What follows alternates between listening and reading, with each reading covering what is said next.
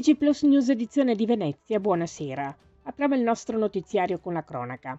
Saranno i ragazzi delle scuole secondarie ad essere veri e propri portatori di prevenzione contro la violenza sulle donne. Nell'ambito del progetto La violenza a mille volti, il consultorio familiare, in collaborazione con il Dipartimento di Prevenzione dell'ULSS 4, ha infatti coinvolto come protagonisti di un progetto sperimentale di prevenzione contro la violenza di genere un gruppo di studenti delle classi quinte dell'Istituto Alberti di San Donà di Piave. La scelta della scuola per la realizzazione di progetto è stata dettata dalla presenza al suo interno di un gruppo di ragazzi già attivo sul fronte della peer education, che rappresenta quindi un importante punto di riferimento per l'impostazione e lo sviluppo delle attività. Cambiamo argomento. Domenica 23 novembre dalle ore 7 alle ore 23 e lunedì 24 novembre dalle ore 7 alle 15 si vota per l'elezione del Presidente della Regione del Veneto e del Consiglio regionale.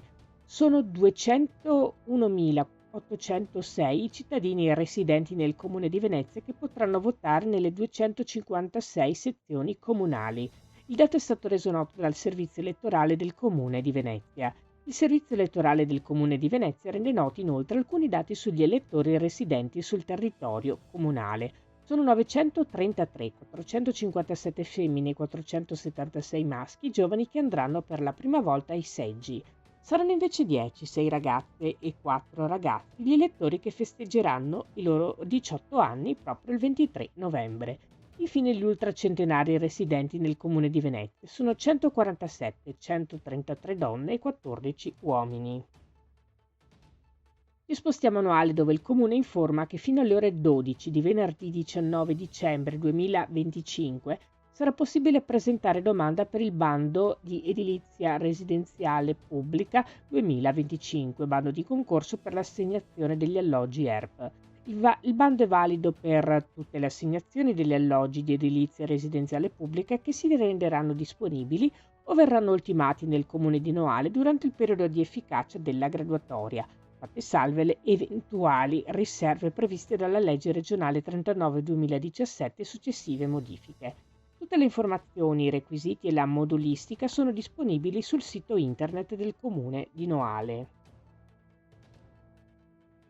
Parliamo di cultura e spettacoli. Tante e tante ancora sono le varianti di strega ritrovate nei dialetti di tutta la nostra penisola.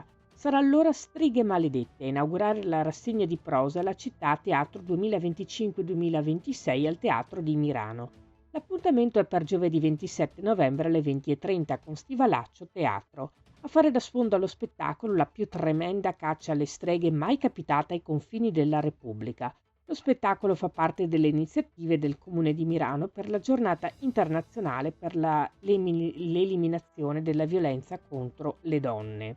I biglietti sono disponibili in biglietteria al Teatro di Mirano il lunedì dalle 16 alle 17:30, il mercoledì dalle 12 alle 14, la sera di spettacolo dalle 19:30 online su www.miranoteatro.it.